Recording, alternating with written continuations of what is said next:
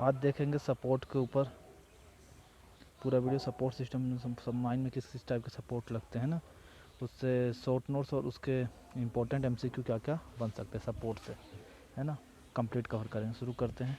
Support पहला question, support क्यों किया जाता है? तो रूफ फॉल ना हो जाए और ऊपर की छत नीचे ना आ जाए, इसलिए सपोर्ट किया जाता है। ठीक। दूसरा क्वेश्चन, छत की जांच कैसे हो सकती है, मतलब रूफ की? तो डंडे से ठोक कर चेक करते हैं या तो साउंड की मदद से करते हैं ना। फ्रेशली एक्सपोज रूफ और ग्रीन रूफ किसे कहते हैं, है ना, ये ज़रूर आता है। तो फेस के 10 मीटर पीछे की छत को ग्रीन रूफ या फ्रेशली एक्सपोज रूफ कहते हैं ना। मतलब फेस से 10 मीटर का जो एरिया रहता है ना, उसको क्या कहते हैं? फ्रेशली एक्सपोज रूफ या ग्रीन रूफ, है ना। फेस से कितने मीटर? तो फेस से 10 मीटर। ये एमसीक्यू बनेगा कि ग्रीन रूफ फेस से कितने मीटर, ग्रीन रूफ किसे कहते हैं? तो जो फेस से 10 मीटर के पीछे की छत होती है उसे क्या कहते हैं? ग्रीन रूफ कहते हैं। ठीक। अगला क्वेश्चन, अंडरग्राउंड माइन में 10 मीटर तक सपोर्ट पर विशेष ध्यान क्यों दिया जाता है?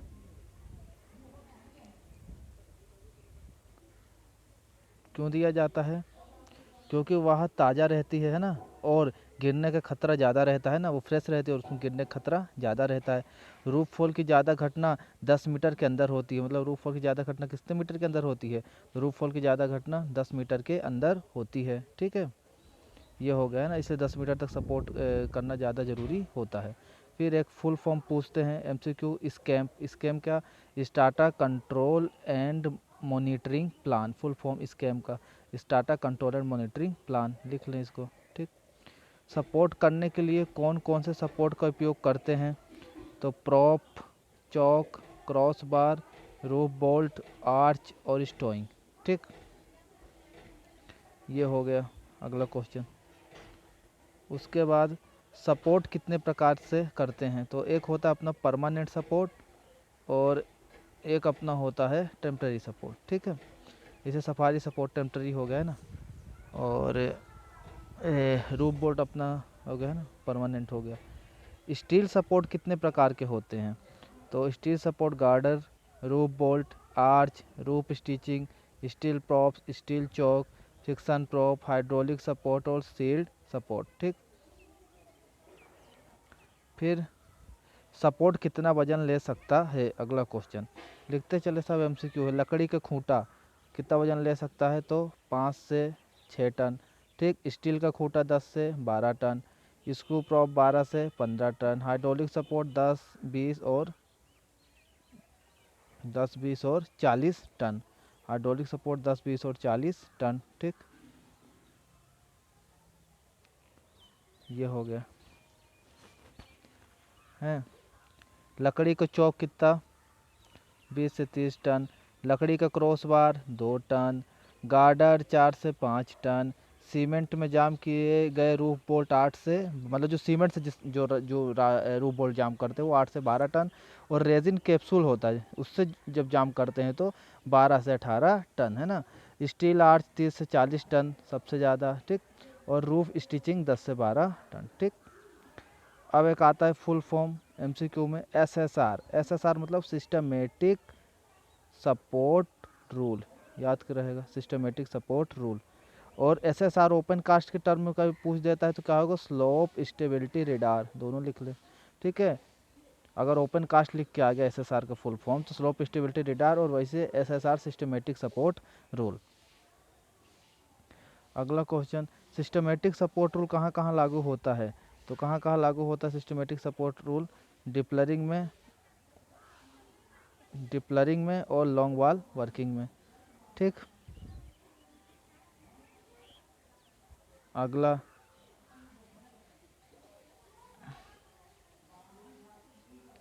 फेस से 10 मीटर के अंदर।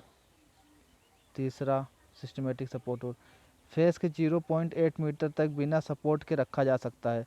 ये एमसीक्यू आ जाएगा, फेस के कितने मीटर अंदर तक बिना सपोर्ट के रखा जा सकता है? तो फेस के 0.8 मीटर तक बिना सपोर्ट के रखा जा सकता है। सपोर्ट की जिम्मेदारी किसकी किसकी रहती है? तो सपोर्ट की जिम्मेदारी किसकी किसकी रहती है? लिख लो, ओनर, एजेंट और मैनेजर। प्रॉप की मोटाई कितनी होती है पूछ देता है, तो 15 से 25 सेंटीमीटर तक हो सकती है। ठीक, ये हो गया। अगला क्वेश्चन, खान में गैलरी की चाल के सपोर्ट के लिए क्रॉस बार कैसे लगाई जाती है? तो 50 सेंटीमीटर होल डुग्गी में बैठाई जाती है। ठीक है, कितना? 50 सेंटीमीटर होल डुग्गी में बैठाया जाता है। कॉर्नर प्रॉप्स कहाँ लगाए जाते हैं? तो ये क्वेश्चन भी आ जाता है ना। तो कॉर्नर प्रॉप्स डिप्लरिंग के कॉर्नर में लगाए जाते हैं। ठीक, फिर RMR आता है। इसका सबसे पहले मोस्ट इम्पोर्टेंट है फुल फॉर्म। इसका फुल फॉर्म क्या है? RMR का रॉक मास रेटिंग। ठीक, अब RMR और उसकी क्वालिटी, जैसे RMR 0 से 20 है तो क्या होगा? वेरी पुअर आ जाता है MCQ में। 20 से 40 है तो पुअर, 40 से 60 है तो फेयर, 60 से 80 है तो गुड, और 80 से 100 है तो वेरी गुड, है ना। MCQ बनते हैं इससे। 80 से 100 है तो क्या होगा? क्वालिटी RMR की, तो क्या होगी? Very good. RMR निकालने के कितने पैरामीटर हैं? एक MCQ आता है। तो RMR निकालने कितने पैरामीटर? RMR निकालने के 5 पैरामीटर हैं। क्या क्या है उसको देख लें। Layer thickness, strength feature, rock weatherability, strength of roof rock, और ग्राउंड वाटर सीपेज। 24 घंटों में जितना पानी निकल रहा है उसको क्या कहते हैं? ग्राउंड वाटर सीपेज, अगर ना पता हो तो, है ना। 24 घंटों में जितना पानी नहीं निकलता उसको ग्राउंड वाटर सीपेज। RMR निकालने के कितने पैरामीटर हैं? तो RMR निकालने के 5 पैरामीटर हैं। ये हो गया, है ना। अगला,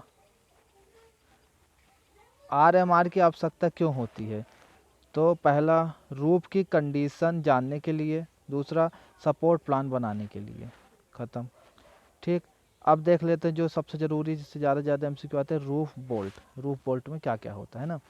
तो रूफ बोल्ट की जो टोटल लेंथ होती है वो होती है 60.5। ठीक है, और जो चूड़ी बनी रहती है, मतलब थ्रेड, मतलब जितना भाग अंदर डालते हैं उसके, तो वो कितना होता है?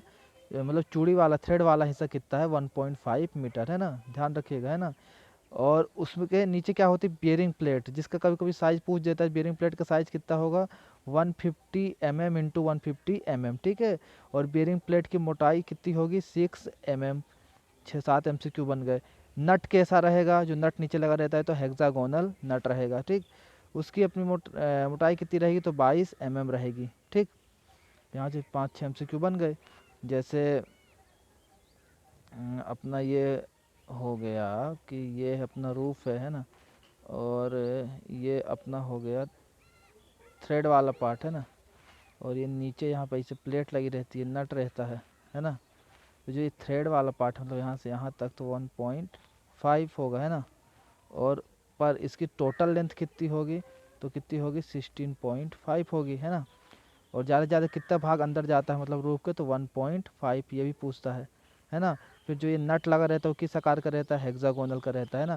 फिर नीचे जो ये बियरिंग प्लेट रहती है इसका साइज़ क्या होता है? तो 150 mm इंटू 150 mm। ठीक है, इसकी मोटाई बियरिंग प्लेट की तो 6 mm। ठीक है, बियरिंग प्लेट की मोटाई कितनी? तो 6 mm। ठीक, क्लियर। नट हेक्सागोनल। ठीक, थ्रेड वाला पार्ट 1.5 है ना, जो अंदर जाएगा, है ना। ये हो गया, क्लियर है ना। अब देखते हैं types of roof bolt. Roof bolt कितने टाइप के होते हैं? तो रूफ बोल्ट होते हैं 5 टाइप के। क्या क्या? सीमेंट ग्राउंड बोल्ट, रेजिन के ground bolt, recovery bolt, slot and base bolt, expansion shell bolt, है ना। सीमेंट ग्राउंड बोल्ट मतलब जो सीमेंट से जिसको जाम किया जाता है। रेजिन मतलब रेजिन एक कैप्सूल होती है, उससे जाम किया जाता है। ठीक, रिकवरी बोल्ट मतलब जिसको एक बार लगा के दोबारा निकाला जा सके, उसको क्या कहते हैं? अपना रिकवरी बोल्ट, है ना। स्लॉट एंड बेज बोल्ट और एक्सपेंशन सेल बोल्ट 5 टाइप के होते हैं। ठीक, रूफ बोल्ट का प्रिंसिपल देख लेते हैं। रूफ बोल्ट किस प्रिंसिपल पर वर्क करता है? तो रूफ बोल्ट के पूछ सकते हैं कितने प्रिंसिपल होते हैं रूफ बोल्ट के? 3 प्रिंसिपल होते हैं। क्या क्या? बीम थ्योरी, सस्पेंशन थ्योरी और किंग थ्योरी। ठीक है, अब देख लेते हैं बीम थ्योरी क्या होता है। कि जैसे ये अपना रूफ है, ये है ना। तो इसमें जो ये 1 2 3 4 ऐसे कई लेयर रहती, तो इन सब लेयर को अपन इकट्ठा कर देते हैं, है ना। जैसे अलग अलग रहती तो इसमें सपोर्ट करके इन सब लेयर को इकट्ठा बांध देते हैं। ठीक है, तो ये अपनी क्या हो गई? बीम थ्योरी, यही क्या बताता है, बीम थ्योरी। इन सबको क्या करके इकट्ठा बांध दिए है ना, पूरी लेयरों को इकट्ठा करके बांध दिए जो अलग अलग रहती है ना। तो इससे क्या हो जाता है कि ये मजबूत हो जाती हैं है ना, और सपोर्ट अच्छा हो जाता है। तो ये हो गया अपनी बीम थ्योरी।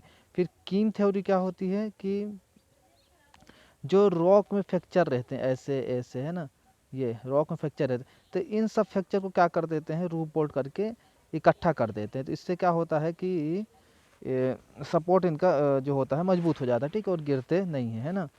और अपने इस रूप बोल्ट के कितने प्रिंसिपल है, 3 प्रिंसिपल है ना, याद रहेगा, बीम थ्योरी, सस्पेंशन थ्योरी और किंग थ्योरी है ना।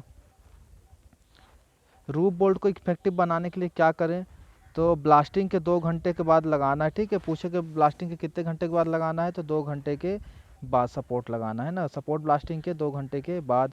रूप बोल्ट के लिए कितने डिग्री एंगल होना, होल बनाना है, तो 85 से 90 डिग्री पे होल बनाना है, ठीक। होल का डायमीटर बोल्ट के डायमीटर से 8 से 12 mm ज़्यादा होगा, ये हो सकता है। होल का डायमीटर बोल्ट के डायमीटर से कितने mm ज़्यादा होगा, तो 8 से 12 mm ज़्यादा होगा, ठीक है। रूफ बोल्ट की लंबाई, तो रूफ बोल्ट की लंबाई नॉट लेस देन 1.5 मीटर, अभी बताए, ठीक। गैलरी की चौड़ाई का और 1/3 होगा, और गैलरी से पूछे तो गैलरी की चौड़ाई का 1/3 होगा, ठीक। ये हो गया अपना रूफ बोल्ट के बारे में, है ना। 1/3 से जो है कि कम नहीं होगा, है ना। अब